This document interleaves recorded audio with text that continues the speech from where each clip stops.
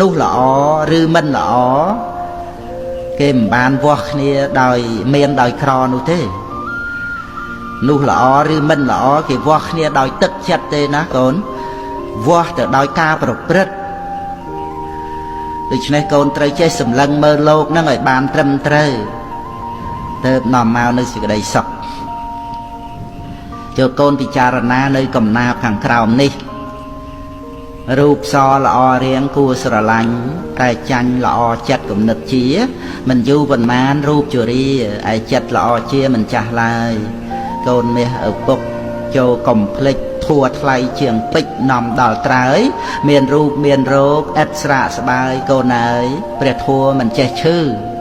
បើកូនរៀនធัวអប់រំចិត្តប្រព្រឹត្តសុចរិតចិត្តកូនភ្លឺជីវិតត្រូវស្លាប់រូបត្រូវឈឺប៉ុន្តែចិត្តភ្លឺមិនស្លាប់ទេចិត្តភ្លឺខ្លាំងជាងសូរិយាភ្លឺដោយបញ្ញាចិត្តទំនេរកើតចាស់ឈឺស្លាប់ព្រោះក្តីស្នេហ៍ឯចិត្តទំនេរផុតទុក្ខផងចិត្តល្អមិនជរាព្រះធម្មាមិនចេះឈឺខាត់ចិត្តឲ្យបានភ្លឺ